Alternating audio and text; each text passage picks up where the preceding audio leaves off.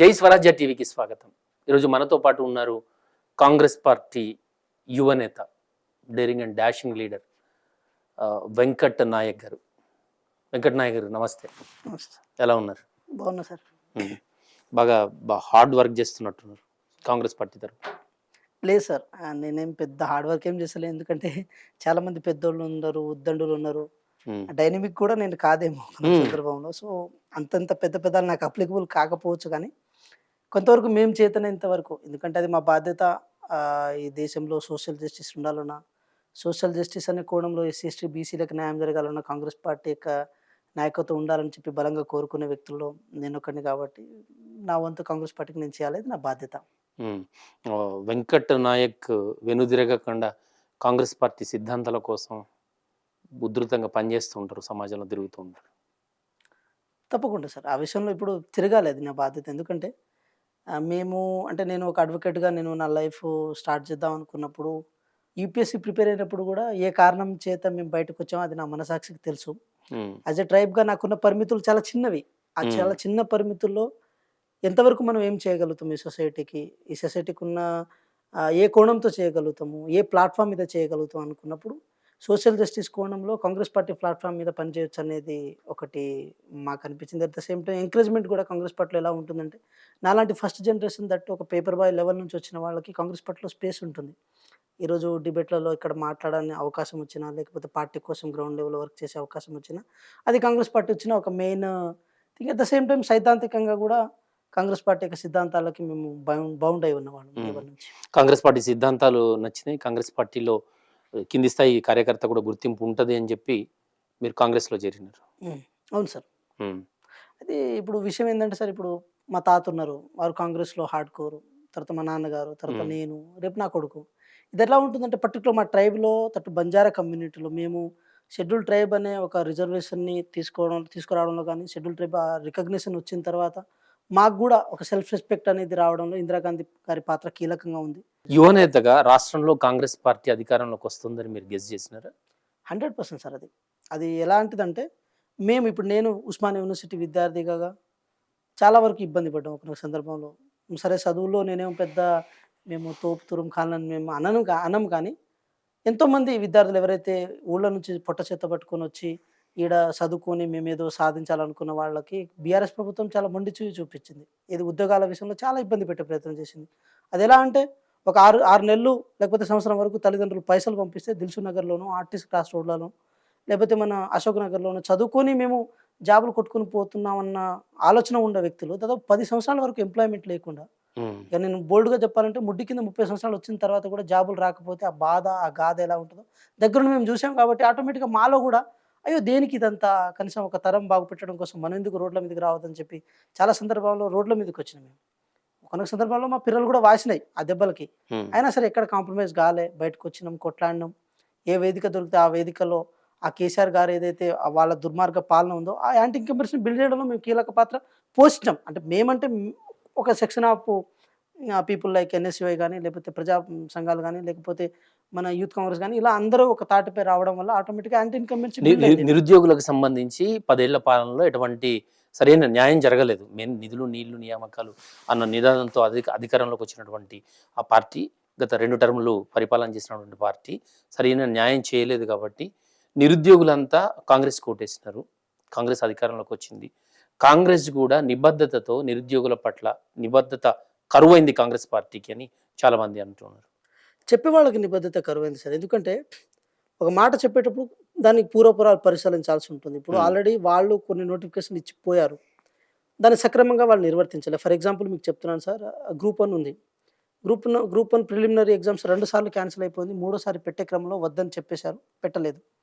2 సార్లు క్యాన్సిల్ అయిపోవడానికి ఒకసారి ఏమో బయోమెట్రిక్ ప్రాబ్లం అయితే, ఇంకోసారి లీకేజ్ ప్రాబ్లం.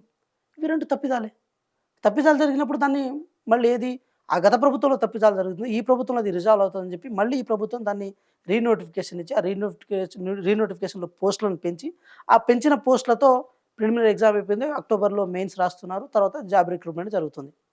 సార్ మేమేమంటున్నామంటే, ఒకసారి ఒక నోటిఫికేషన్ కంటిన్యూ అవుతున్నప్పుడు దాని ప్యారలల్ నోటిఫికేషన్ ఉండదు. ఏ కారణం చేతనైతే పోస్ట్ పోన్ల పేరుతో అది డిఎస్సిని కానీ, లేకపోతే గ్రూప్ 2ని కానీ వాళ్ళు పోస్ట్ పోన్ చేసుకుంటూ వచ్చి ఇక్కడున్న అభ్యర్థులను పర్టికులర్గా మాయ చేసే ప్రయత్నం చేసిర్రు నిరుద్యోగులని. అదే ప్రయత్నం కాంగ్రెస్ పార్టీ చేయదలుచుకోలేదు. ఎందుకు మొండిగా ఉండాల్సి వస్తుంది? ఇప్పుడు ఇంత మొండిగా ఉండి ఒక మాటని మేము ఎందుకు పడాల్సి వస్తుంది? వాళ్ళకి ఎందుకు ఈ ప్రతిపక్షంలో ఉండి ఎవరైతే ఎప్పుడు రోడ్ల మీదకి రాని, ఎప్పుడు విద్యార్థి తరపున మాట్లాడిన వాళ్ళకి కూడా ఇంత ఎంటర్టైన్ చేయాల్సిన అవసరం ఏమొచ్చింది కాంగ్రెస్ పార్టీ కంటే? ఒక మాట పడైనా సరే వాళ్ళ ఆకాంక్షలు నెరవేర్చాలి. వాళ్ళ ఆకాంక్షల కోసమే ఇదంతా ఏర్పడింది. సో అనుకున్నప్పుడు వాళ్ళకంటే మేము డిఫర్గా ఉన్నప్పుడు, ఆటోమేటిక్ డిఫర్గా ఉండాలనుకున్నప్పుడు కూడా వాళ్ళకి జరగాల్సిన న్యాయం జరగాలి. అందుకోసం జాబ్ క్యాలెండర్ ప్రకటించాం. ఏదైతే మేము ఇప్పుడు 30,000 ఉద్యోగాలు మేము ఎల్బీ స్టేడియంలో మేము ఇచ్చామని చెప్పాం. ఆ చెప్పడంలో కూడా మేము గర్వంగా ఎందుకు చెప్తున్నాం? వాళ్ళేమంటారు, అది మేము ఇచ్చిన నోటిఫికేషన్ కదా అంటే, మీరు ఇచ్చిన నోటిఫికేషన్ చిత్తశుద్ధితో ఏ నోటిఫికేషన్ అయినా వితౌట్ డిలే కానీ, వితౌట్ కోర్టుకు వెళ్లకుండా కానీ ఏ నోటిఫికేషన్ అయినా మీరు ఇవ్వగలిగారా? ఒక్కటి చూపించండి. మరి అవి చేయలేనప్పుడు మేము చేసి చూపించాం కదా. మా నిబద్ధత ఇదని నిరూపించుకునే బాధ్యత మాకుంది. జాబ్ క్యాలెండర్ గురించి మీరు ఇప్పుడు అన్నారు. జాబ్ క్యాలెండర్లో నిర్దిష్టంగా అది లేదు, నిర్దిష్టమైనటువంటి సంఖ్య లేదు. ప్రభుత్వం దగ్గర ఈ మంత్లో ఇంతమంది రిటైర్డ్ అవుతారు, ఇన్ని జాబ్స్ ఉంటాయి, ఆ సంఖ్య దాంట్లో చూపించలేదు. మొక్కుబడిగా జాబ్ క్యాలెండర్ రిలీజ్ చేసినామని చెప్పి కొంత విమర్శ జరుగుతుంది. సరే, ఇప్పుడు టీజీపీఎస్సీ చేసే పనిని కూడా మమ్మల్ని చేయమంటారా? గవర్నమెంట్గా ఇప్పుడు యూపీఎస్సీ కూడా జాబ్ క్యాలెండర్ ప్రకటించేటప్పుడు కొన్ని ఆపుతుంది సార్. కొన్ని డేట్లను ఆపుతుంది, లేకపోతే నోటిఫికేషన్లో కొన్ని పోస్టులను ఆపుతుంది. ఆ జాబ్ క్యాలెండర్ యొక్క పరిధి అంతవరకే ఉంటుంది. ఇప్పుడు మేము కూడా, మీరు ఒకటి గమనించండి సార్, మేము ఏదో బయట కూడా ప్రకటించవచ్చింది, కానీ అసెంబ్లీ వేదికగానే ఎందుకు ప్రకటించాల్సి వచ్చింది అంటే దానికి ఒక చట్టసభలో ప్రకటిస్తే దాని శాంక్టిటీ వేరు ఉంటుంది, దాని వెయిట్ ఎక్కువ ఉంటుంది. దానివల్ల ఆటోమేటిక్గా విద్యార్థులకు భరోసా వస్తుంది, ఇంకా వాళ్ళు చదువు వెళ్ళడానికి బాగుంటుందని చెప్పి ఆ ఉద్దేశంతో మేము ప్రకటించాం. బట్ మేమేమంటున్నాము, మీకు తెలియలేకుండా చదువుకున్న విద్యార్థులని ముడ్డి మెసలకుండా చదువుతున్న విద్యార్థులని ఏదో చెవిలో ఏదో పెట్టేస్తా చెప్పి 4 యూట్యూబ్ ఛానల్స్ని పెట్టుకొని దాంట్లో ప్రొవోకేటింగ్ స్టేట్మెంట్ ఇస్తే ఎవరి జీవితాన్ని ఆగం చేస్తున్నట్టు సార్? మనం ఎవరి భవిష్యత్తును ఆగం చేస్తున్నట్టు? నేనేదో ఇది వేగంగా చెప్పడం కాదు సార్. మేము కూడా ప్రిపరేషన్ కోసం అశోక్ నగర్ వచ్చిన వాళ్ళం యూపీఎస్సీ కోసం. సరే, నాకంత రాలేదేమో చదువు, అందుకోసం నేను కాలేకపోవచ్చేమో, కానీ అయ్యేవాళ్ళు ఉంటారు కదా సార్, చదివేవాళ్ళు ఉంటారు కదా. ఎవరికైనా కొన్ని లిమిట్స్ ఉంటాయి, ఆ లిమిట్స్ ప్రకారం వాళ్ళు వెళ్తారు. విద్యార్థులను రెచ్చగొట్టదని చెప్పాల్సిన బాధ్యత అనుకున్నప్పుడు కాంగ్రెస్ పార్టీ అధికారంలోకి రావడానికి కీలకంగా ఉన్నటువంటి 6 గ్యారెంటీలు 100 రోజుల్లో అమలు చేస్తామని చెప్పినారు. ఎంతవరకు వచ్చింది సార్? ఇప్పుడు మేమేమంటున్నాం అంటే, ఉచిత బస్సు మీరు చూడండి, ఉచిత విద్యుత్ మీరు చూడండి, మహిళలకు ఇచ్చే విద్యుత్ చూడండి, గ్యాస్ ఫ్రీ చూడండి. దాంతోపాటు మనం ఇప్పుడు రైతు భరోసాలో మేము ఏదైతే ఇచ్చామో, ఏది కౌలు రైతులకి, రైతు కూలీలకు, దాంతోపాటు రైతులకు, అక్కడ ఇప్పుడైతే మొత్తం ఇది చేస్తున్నాం సార్. ఏది మన లిమిట్ని ఏర్పాటు చేసే ప్రయత్నం చేస్తున్నాం సార్. ఎటువంటి లిమిట్స్ అంటే, వాళ్ళు రింగ్ రోడ్డుని తాకట్టు పెట్టి ఉంచిన 7,700 కోట్లు ఏదైతే ఉందో ఆ పైసల్ని రైతు భరోసా కింద ఫస్ట్ విడత మొన్న ఇచ్చేసాం. ఈ విడతకి ఇవ్వాల్సిన వాటికి పరిమితులు పెడదామని చెప్పి గవర్నమెంట్ చాలా కళాఖండిగా ఉంది సార్. ఎందుకంటే 600 ఎకరాలు ఉన్న మల్లారెడ్డికి రావడం అది మన న్యాయం అనుకుంటున్నాం. ఎక్కడెక్కడో ఉన్న వాళ్ళు వచ్చి 100 ఎకరాలు ఉన్న వాళ్ళకి ఇద్దాం అనుకుంటున్నాం. రాళ్లకు, గుట్టలకు, వెంచర్లకు, వాటికి అది కరెక్ట్ కాదు సార్. అలాంటప్పుడు ఇప్పుడు మీకు ఇంకోటి మీరు గమనించండి, కేటీఆర్ గారు కానీ హరీష్ రావు వాళ్ళు కూడా చాలా సందర్భాల్లో వాళ్ళకు కూడా ఇదే విషయాల మీద వినతులు వచ్చింది. వాళ్ళు కూడా కేటీఆర్ గారు ఒక సందర్భంలో చెప్పుండే, ఏమనంటే మేము కూడా ఈ విషయంలో ఆలోచిస్తే బాగుంటుందని చెప్పుండే. దాన్ని మేము ఇప్పుడు ఆలోచిస్తున్నాం. పరిమితి పెట్టాల్సి వస్తుందేమో, ఒక 5 ఎకరాలు పెట్టాల్సి వస్తుందేమో, 10 ఎకరాలు పెట్టాల్సి వస్తుందేమో. ఇప్పుడు మీరు గమనించండి సార్, నేను మాట మీరు చెప్తా. ఇప్పుడు మీకు కూడా తెలిసిన విషయం, సాఫ్ట్వేర్ ఎంప్లాయీ ఉంటాడు ఎక్కడ, మన రాయదుర్గంలోనో లేకపోతే హైటెక్ సిటీలో సాఫ్ట్వేర్ ఎంప్లాయీ నెలకు 1 లక్ష రూపాయలు ఇంత సంపాదిస్తారు. ఒక 10 ఎకరాల ఊళ్ళలోనో లేకపోతే బయట 10 ఎకరాల పొలం ఉంటుంది. ఆయన ఏ రోజు పారబట్టాడు, ఏ రోజు మట్టి పిసుకాడు, కానీ ఆయనకు రైతు బంధు వస్తుంది. పెద్ద హీరోలు ఉన్నారు, పెద్ద యాక్టర్స్ ఉన్నారు, 100 ఎకరాల భూమి ఉంటుంది, అది మట్టి వాసన కూడా చూడని వాళ్ళకు కూడా రైతు బంధు నేనేమంటున్నాను సార్, ఉంటుంది. అంటే ఒకటే డౌట్ ఏంటంటే, రైతులకు ఇస్తున్నామా లేకపోతే భూమికి ఇస్తున్నామా? రైతులకు ఇచ్చే రైతు బంధు అందాం, భూమికి ఇస్తే భూమి బంధు అందాం. మరి భూమి బందా రైతు బందా? భూమి వాళ్ళకి మొత్తం పైసలు ఇచ్చుకుంటూ పోతామంటే తెలంగాణ రాష్ట్రంలో విస్తీర్ణంలో ఉన్న భూమి మొత్తానికి వస్తుంది, కానీ రైతులకైతే రాదు కదా. సో మా ఉద్దేశం ఒకటి, మేము రైతులకు ఇద్దాం అనుకుంటున్నాం సార్, రైతులకే ఇద్దాం అనుకుంటున్నాం. అందుకే దానికి రైతు భరోసా అని పేరు పెట్టాం. రైతు భరోసా ఇట్ మీన్స్ ఎవరైతే రైతులు వాళ్ళు పెట్టుబడిగా ఇన్సెంటివ్గా పెడదాం అనుకుంటారో ఆ పెట్టుబడి ఖర్చుల కోసం వెళ్ళాలి ఇది. అంతే తప్ప సాఫ్ట్వేర్ కంపెనీలో కూర్చోనో లేకపోతే బిజినెస్ చేస్తున్నో, రియల్ ఎస్టేట్ చేస్తున్నో, సినిమా ఫీల్డ్లో ఉండో లేకపోతే ఇంకేదో చేస్తున్నో ఉన్న వ్యక్తులకి తీసుకొచ్చి చేతులు అప్పనంగా వాళ్ళ అకౌంట్లో పైసలు ఇవ్వడానికి కాంగ్రెస్ పార్టీ సిద్ధంగా లేదు, ఉండబోదు. మహిళలకు ఉచిత ప్రయాణానికి సంబంధించి చాలా విమర్శలు ఉన్నాయి.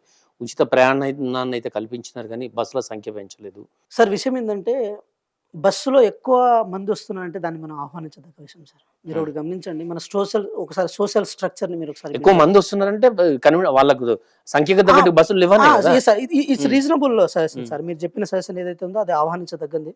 ఒక 100 బస్సులు మొన్న ఒక 2-3 మంత్స్ క్రితం 100 బస్సులు ఇది రిలీజ్ చేయడం జరిగింది. ఇప్పుడు తిరుగుతున్నాయి కూడా రోడ్డు మీద.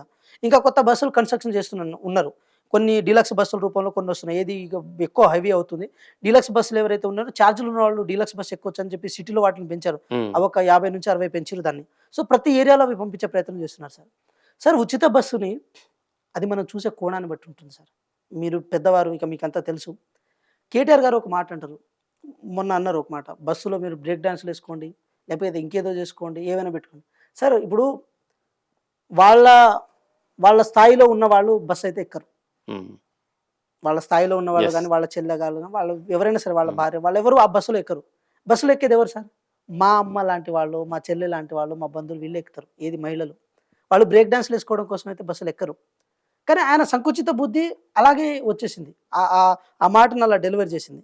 నేనేమనదలుచుకున్నా అంటే సార్, మనకు తెలుసు ఇది ఈ సొసైటీలో ఉమెన్ యొక్క రిప్రజెంటేషన్ ఎంతవరకు ఉంటుంది, వాళ్ళ కాంట్రిబ్యూషన్ ఎంతవరకు ఉంటుంది, వాళ్ళు ఎంతవరకు పరిమితమయ్యారు అనుకున్నప్పుడు కాంగ్రెస్ పార్టీ ఉచిత బస్సును పెట్టిన విధానం వేరు సార్.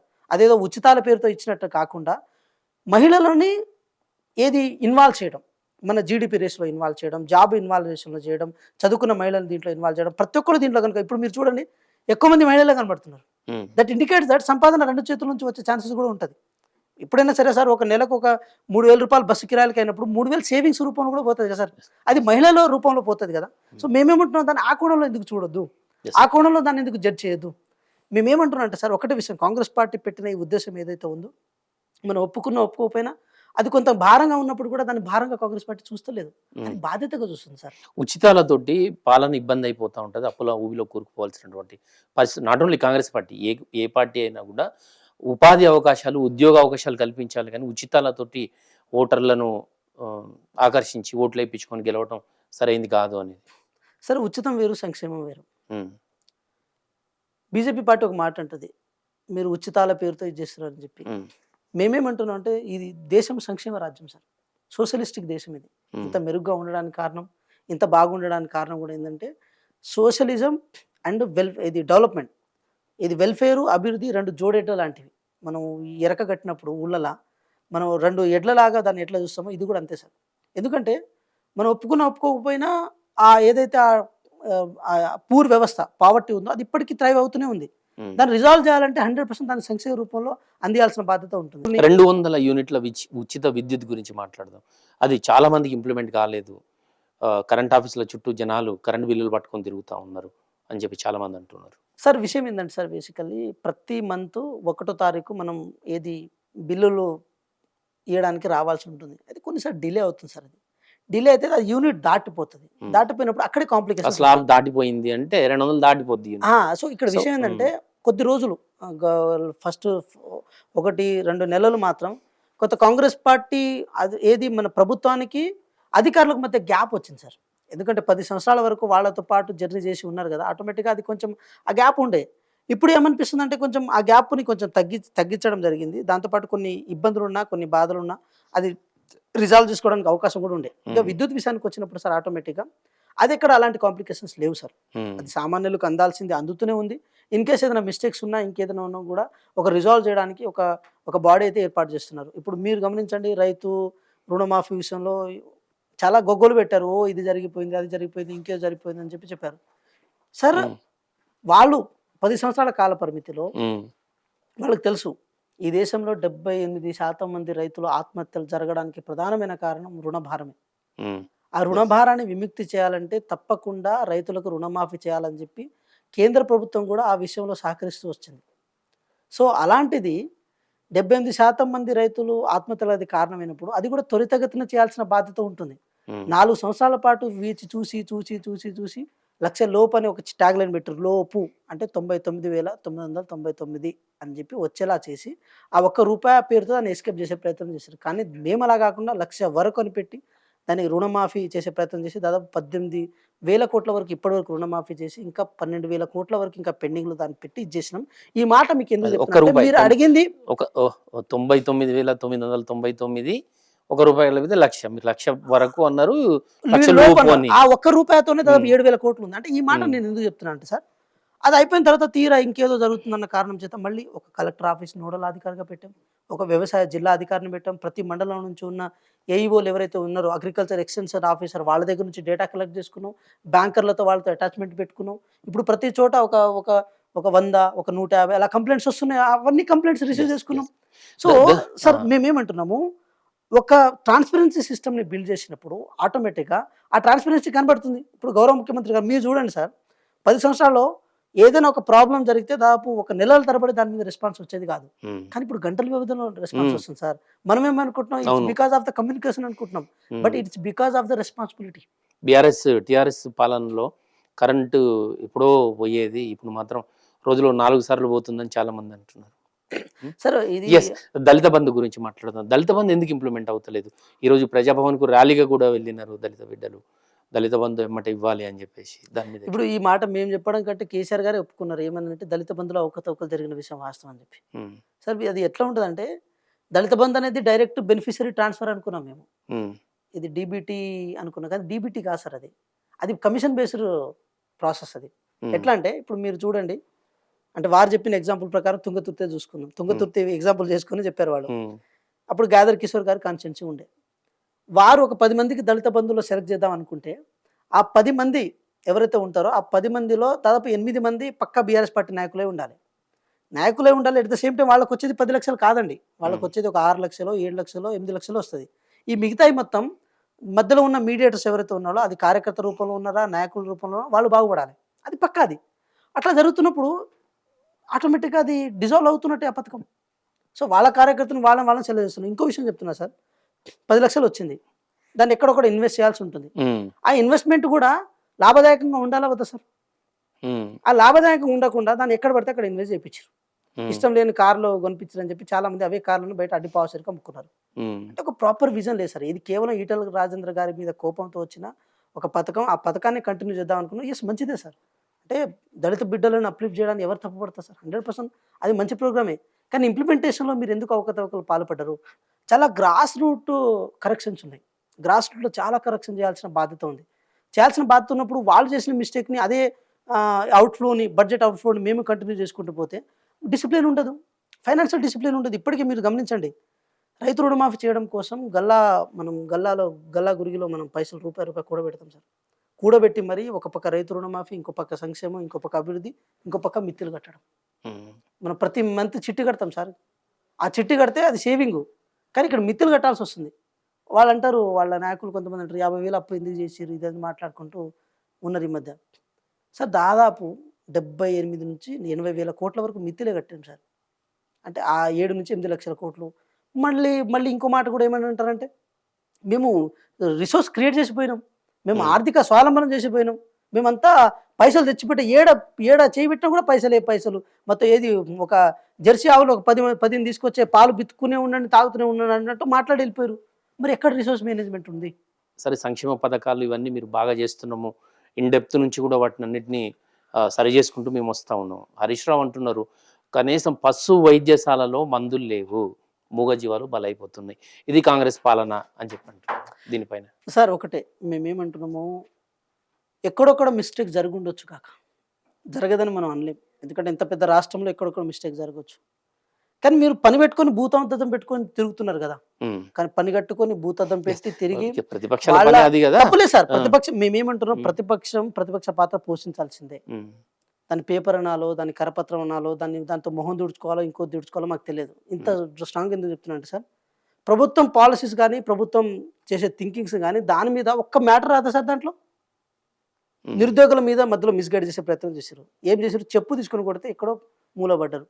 తర్వాత ఇప్పుడు రైతుల విషయంలో మిస్గైడ్ చేసే ప్రయత్నం చేశారు. అయిన దానికి కాని దానికి ఇదైంది అదని చెప్పి ప్రతిదానికి వచ్చి పేపర్లలో దాన్ని రాంగ్ వేలో మిస్ఇంటర్ప్రిటేషన్ చేసుకుంటూ పోతే అది ఎంతవరకు కరెక్ట్? ఇప్పుడు హెల్త్కి సంబంధించి మీరు హరీష్ రావు గారు చెప్పారని చెప్పారు సార్. కొన్ని మిస్టేక్స్ మీరు చేయొచ్చు సార్, తప్పులేదు. కానీ అయిన దాన్ని కాని దానికి చేయాల్సిన అవసరం ఏముంది? అంటే ప్రభుత్వానికి మీరు ఒక బాధ్యతమైన ప్రతిపక్షంగా ఉండండి, చెప్పండి, సజెషన్ చేయండి, ఇది రైట్ ఇది రాంగ్ అని చెప్పండి. కానీ బదనాం చేసే ప్రయత్నం చేయదు. మీరు చేస్తున్న మిస్టేక్స్ని కూడా దాన్ని వాళ్ళకు అంటగట్టే ప్రయత్నం చేయదు. ఇప్పుడు వీళ్ళు ఉన్నారు, ఈయన ఆరోగ్య శాఖ మంత్రిగా ఉన్నప్పుడు ఎన్ని సీఎం రిలీఫ్ ఫండ్లు చెక్స్ ఎన్ని మార్ఫింగ్ చేసిరు వీళ్ళు, ఎంతమందికి బెనిఫిట్స్ ఇచ్చే క్రమంలో ఎంతమందిని ఆగం పట్టించే ప్రయత్నం చేసి వీళ్ళు. హరీష్ రావు గారు ఆ చిట్ట బయటికి తీస్తే బయటికి రాదా? సో ఎంతవరకు ఇన్ఫ్రాస్ట్రక్చర్ డెవలప్ చేశారు. ఇప్పుడు వాళ్ళు అన్నారు కదా, ఎన్ని ఎన్ని హాస్పిటల్స్ వచ్చారు, 100 పడకలు అన్నారు, 1000 పడకలు అన్నారు, 10 పడకలు గ్రామ పంచాయతీలో పెడతామని అన్నారు. వాటికి ఎంతవరకు ఇన్ఫ్రాస్ట్రక్చర్ డెవలప్ చేసి మీరు ప్రయత్నం చేశారు. మరి వీళ్ళు ఇంత చెప్తున్నారు, మరి 10 సంవత్సరాల కాలంలో ఇది గవర్నమెంట్ హాస్పిటల్ కంటే ప్రైవేట్ హాస్పిటలే బాగా థ్రైవ్ అయినాయి కదా ఇదే హైదరాబాద్లో. ప్రైవేట్ హాస్పిటల్స్ హబ్బేగా మారిపోయినాయి కదా. ప్రాజెక్టుల్లో బీఆర్ఎస్ పరిపాలనలో ప్రాజెక్టుల్లో అవినీతి జరిగింది, కాళేశ్వరం కావచ్చు ఇట్లాంటి ప్రాజెక్ట్ అన్నింటిలో కూడా అవినీతి జరిగింది అని చెప్పి విచారణ కూడా 2-3 రోజుల క్రితం స్టార్ట్ అయినట్టుంది. ఇది ఏమంటారు సార్, నిజంగా అవినీతి జరిగిందంటారా? సార్ ఒక విషయం ఏంటంటే, ఇప్పుడు అవినీతి జరిగిందని చెప్పి మేము చెప్తుంటే వాళ్ళు దాన్ని అవినీతి జరగలేదని చెప్పి కొట్టిపారేసే ప్రయత్నం చేశారు, ఏది కాంగ్రెస్ పార్టీ ప్రతిపక్షం ఉన్నప్పుడు. కానీ మనుషులు కొన్నిసార్లు వెనక ముందు అవ్వచ్చు, కొన్నిసార్లు పరిస్థితులు వెనక ముందు అవ్వచ్చు, కానీ ప్రకృతి వెనక ముందు కాదు సార్. ప్రకృతి చాలా విలువైనది, చాలా గొప్పది. కాళేశ్వరం ప్రాజెక్టులో ఉన్న కుంగుబాటుని, కాళేశ్వరం ప్రాజెక్టులో అవినీతిని వాళ్ళు ఎంత దాచిపెట్టే ప్రయత్నం చేసినా గేట్లు దాచలే. ఆ గేట్ల నుంచి వచ్చిన శబ్దం రాగలే, గేట్లు దాచలే, గేట్ల నుంచి వచ్చిన శబ్దం రాగలే. దాన్ని ఎవరు ఆపిరు? సో కాళేశ్వరంలో అవినీతి జరిగిందని క్లియర్ కట్గా తెలుస్తుంది. ఇప్పుడు మీరు గమనించారు, ప్రకృతి చెప్పేసిందంట. 100% చెప్పేసింది. ప్రకృతి చాలా గొప్పది సార్. వాళ్ళు తీరా ఎలక్షన్స్ నవంబర్ 30 తారీఖు ఎలక్షన్స్ వస్తున్నాయని అన్నప్పుడు కూడా 3-4 రోజుల ముందు అదే దాచిపెట్టారు. కానీ డిసెంబర్ 3వ తారీఖు మాత్రం మళ్ళీ దాన్ని బయట పెట్టారు. దీంట్లో స్టోరింగ్ కెపాసిటీ మనం చేయలేమని చెప్పి national dam safety authority letter కూడా రాసి ఇచ్చింది. ఏది మేడిగడ్డలో ఒక్క చుక్క నీళ్లు కూడా దాన్ని దాచుకోవడానికి వీలు లేదని చెప్పి. ఇప్పుడు అంటున్నారు ఆ మేడిగడ్డ పైనుంచి డ్రోన్ కెమెరాలు పెట్టి చూడండి కాంగ్రెస్ దీంట్లో మేడిగడ్డలో నీళ్ళు ఎట్లా ఫ్లో అవుతుంది. సార్ మేడిగడ్డ బ్యారేజా లేకపోతే బ్రిడ్జా? బ్రిడ్జ్ అయితే నీళ్ళు ఆగవు, బ్యారేజ్ అయితే నీళ్ళు ఆగాలి కదా. పోయే నీళ్ళని క్యూసెక్లో కొలుస్తాం, ఆపే నీళ్ళని టీఎంసీలో కొలుస్తాం. మరి టీఎంసీ అయితే ఆగాలి కదా. ఇప్పుడు శ్రీశైలం ప్రాజెక్టులో నీళ్ళు ఆగినాయి, దాన్ని టీఎంసీలు అంటారు. అక్కడ నుంచి క్యూసెక్కుల రూపంలో ఎక్కడికి వచ్చింది, నాగార్జున సాగర్లో ఆగింది. నాగార్జున సాగర్లో దాన్ని ఏ రూపంలో కొలుస్తాం, టీఎంసీ రూపంలో కొలుస్తాం. అక్కడ నుంచి కిందకి వచ్చే నీళ్ళు అయితే క్యూసెక్లే కదా, అవి ఎక్కడ ఆగుతాయి, కృష్ణా ప్రకాశం బ్యారేజ్లో ఆగుతాయి కదా. అంటే దాన్ని ఫ్లో అంటారు, ఫ్లో అంటారు. దాని నుంచి కాలువల ద్వారా మళ్ళించి రైతులకు పంటలకు ఇవ్వాలి. మరి కాళేశ్వరంలో ఫ్లో ఏడుంది, ఏది కాలువలు ఎక్కడున్నాయి, ఏ పంటలకు పోతుంది? వీళ్ళంతా దుర్మార్గులు అంట సార్ వీళ్ళకు. అంటే వీళ్ళు అవినీతి చేసినది మేము చెప్తూనే ఉన్నాం ప్రతిసారి. అయినా సరే ప్రకృతి సహకరించింది, ప్రజలు కూడా నమ్మారు. మొన్న ఏదో ఒక ప్రాజెక్ట్ అయితే మొత్తానికి మధ్యలోనే దాన్ని వాళ్ళే సేఫ్టీ వాళ్ళే మొత్తం కూలిపోయి ఇది జరిగింది. దాని విషయంలో కూడా వాళ్ళని బదనాం చేయాలి. కాకతీయ కెనాల్ అని ఉంటుంది సార్, అది శ్రీరామ్ సాగర్ ప్రాజెక్ట్ సంబంధించిన కెనాల్. అది దానికి డిస్ట్రిబ్యూటర్ సిస్టమ్ ఎక్కడి నుంచి వస్తుందంటే, మీరు కూడా ఖమ్మం జిల్లా వాసులు మీకు కూడా కొంచెం ఐడియా ఉంటుంది. సూర్యాపేట నుంచి మనకు తుంగతుర్తి, సూర్యాపేట అటు నుంచి కోదాడ ఒక కాలువ పోతుంది. ఆ కాలువలో పూలు జరగడం కోసం కేసీఆర్ గారు ప్రత్యేకంగా వస్తారు కార్ల మీద. అదేంది కాళేశ్వరం నీళ్ళు ఇక్కడ దాకా అంత తొందరగా ఎట్లా వచ్చినాయి? ఈయన ప్రాజెక్ట్ స్టార్ట్ చేసింది 2016లో అయితే 2019లో అది కంప్లీట్ అయింది. కానీ 2021లోనే ఈయన వచ్చి పూలు చల్లుతున్నారు కదా. మరి ఇంత డిస్ట్రిబ్యూటర్ కెనాల్ ఇక్కడ భూసేకరణ ఎప్పుడు జరిగింది, కాలువలు ఎప్పుడు దాన్ని తవ్వించారు, ఎప్పుడు దాంట్లో ఇంత డ్యామ్ సిస్టమ్ ఎప్పుడు పెట్టారని చెప్పి డౌట్ వచ్చిండే. సార్ వీళ్ళు ఎంత మ్యాచ్ చేశారంటే శ్రీరామ్ సాగర్ నీళ్ళని కూడా కాళేశ్వరం నీళ్ళు అని చెప్పి పూలు చల్లేస్తారు ఎక్కడైనా. దేనికైనా ఒక పైశాచికానికి కూడా అర్థం ఉంటుంది సార్. 80,000 కోట్ల వరకు పెట్టిరు, 80,000 కోట్ల వరకు పెట్టి దాన్ని ఏం చేసిరంటే మళ్ళీ పెట్టిన ప్రతి రూపాయికి ₹1 కలిసి వస్తుందని చెప్పి కరెంట్ బిల్లులకే పైసలు అయిపోతున్నాయి. ఇంకా రూపాయి ఏడా కలిసి వస్తుంది? మేము ఒకటే అంటున్నాం బీఆర్ఎస్ పార్టీ నాయకులు, చాలామంది నేను డిబేట్లలో కూడా చాలామందికి అడుగుతుండే, ఎన్ని క్యూసెక్కుల నీళ్ళు ఎంత ఎంత ఎన్ని పొలాలకు ఇచ్చిర్రు, ఆ పొలాల నుంచి వచ్చిన పంట ఎట్లా అని చెప్పి అది చెప్తుంటే దాని మీద సమాధానం చెప్పరు. మీకు కనపడతలేదా మేడిగడ్డ ఇంత ఫ్లో అవుతుంది, కనపడతలేదా? చుక్క నూరు ఆపడానికి వీలు. సో ఖచ్చితంగా తెలంగాణకు కేసీఆర్ అనే అతను అపర భగీరథుడు అని చెప్పి వాళ్ళ పార్టీ వాళ్ళు అంటా ఉంటే, మీరు ప్రాజెక్టుల విషయంలో అవకతవకలు జరిగినాయని చెప్పి మీరు అంటున్నారు. ఇక ట్యాపింగ్ విషయానికి వద్దాం. ఈ ట్యాపింగ్ చాలా మీరు అధికారంలోకి వచ్చిన స్టార్టింగ్లో ఈ ట్యాపింగ్ విషయంలో చాలా హడావుడి చేసినారు. ఇప్పుడు అది అటకెక్కిందా సార్? సార్ విషయం ఏంటంటే చేసిన వాళ్ళు అందరూ ఎక్కడికక్కడ పారిపోయారు సార్. ఫస్ట్ వాళ్ళు దేశాలు దాటి మరీ పారిపోయారు, వాళ్ళకి బౌండరీస్ లేకుండా పోయారు. ఇప్పుడు ప్రభాకర్ రావు గారు కానీ లేకపోతే కొంతమంది పెద్ద తలకాయలు ఎవరైతే ఉన్నారో వాళ్ళ కన్ఫెషన్ స్టేట్మెంట్లో కూడా వాళ్ళు ప్రతి విషయం చెప్పున్నారు. ఇక్కడ ఏంటంటే సార్ మీరు ఒకటి గమనించండి, ఒక సిస్టమేటిక్గా వెళ్ళారు వాళ్ళు, చాలా సిస్టమేటిక్గా వెళ్ళారు ట్యాపింగ్ విషయంలో. మనం యాక్చువల్గా ఏంటంటే ఒకప్పుడు నేరస్తులను, ఏది దొంగలను, దోపిడిదారులను వీళ్ళని పట్టుకోవడానికి మనం ఉపయోగించే వాటిని కూడా బెదిరించడం కోసం వాడుకున్నారు వాళ్ళు.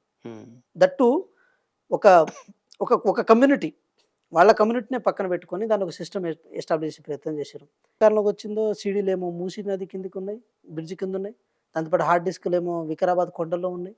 ఇక్కడ చేసిన వాళ్ళ మనుషులు ఏమో ఎక్కడికక్కడ నా క్యాన్సర్ ఉంది, ఇది ఉందని చెప్పి ఎక్కడికక్కడ పారిపోవడం జరిగింది. రాధాకిషన్ రావు కానీ, ప్రభాకర్ రావు కానీ, లేకపోతే భుజంగరావు కానీ, ఈ రావు ఆ రావులు అందరూ కలిసి, ఇంకా కొన్ని రావులు మెయిన్ తలకాయ రావులు ఉన్నాయి, వాళ్ళు ఇంకా రావట్లేదు. మెయిన్ రావులు రావట్లేదు, అదే వచ్చిన బాధ. హైడ్రా విషయానికి వద్దాం సార్. హైడ్రాకి సంబంధించి ఏంటిది? కాస్త ఉధృతంగా ముందుకెళ్ళినటువంటి హైడ్రా కాస్త ఇప్పుడు కూల్ అయినట్టుంది. లేదు సార్, ఏం కూల్ కాలే. అంటే అది రంగనాథ్ అనిపించడంలో గారు. మనకు ఆ ఫీల్ ఉంది. ఇది వాతావరణం మార్పులను బట్టి మన మనుషులు కూడా మారుతున్నాయి. ఉమ్, ఫ్యూచర్‌లో ఇలాంటి పని చేయాలన్నా కూడా భయపడాలి. ఇంకో విషయం మీరు చెప్తున్నా. పక్కన ఒక కిలోమీటర్ దూరంలో చెరువు కనపడ్డా కూడా ఇక్కడ భూమి కొనాలన్నా, ఇక్కడ ఫ్లాట్ కొనాలన్నా ఆ కొనే కస్టమర్ ఎవరైతే ఉన్నారో ఒకటికి 10 సార్లు yes, ఆలోచించాలి. ఒకటికి 100 సార్లు ఆలోచించుకొని నేను decision తీసుకోవాలి అని దీని చెప్పి. బ్యాక్‌గ్రౌండ్ ఏంది? దీని లింక్ డాక్యుమెంట్స్ Yes. ఎక్కడి నుంచి ఉన్నాయి? దీంట్లో ఏముంది? దీని ఎన్విరాన్మెంటల్ పర్మిషన్స్ ఏమైనా ఉన్నాయా? ఇంకేదో ప్రతిదీ చెక్ చేయగలగాలి. అప్పుడే ఆ కట్టేటోడికి కూడా భయం ఉంటుంది. Yes yes. Thank you Venkatji. స్టూడియోకి వచ్చి చాలా విషయాలు షేర్ చేసుకున్నందుకు. Thank you. రాబోయే రోజుల్లో మీ శ్రమని, మీ కష్టాన్ని, మీరు నిబద్ధతతో చేసేటువంటి సేవా కార్యక్రమాల్ని మీ పార్టీ గుర్తించాలి. మీకు మంచి స్థాయి మీ పార్టీలో అధినేతలు కేటాయించాలని చెప్పి కోరుకుంటున్నాను. Thank you so much. Thank you sir. ఇది ఇవాల్టి చర్చ. మరో గెస్ట్తో మళ్ళీ కలుద్దాం. చూస్తూనే ఉండండి జై స్వరాజ్య టీవీ.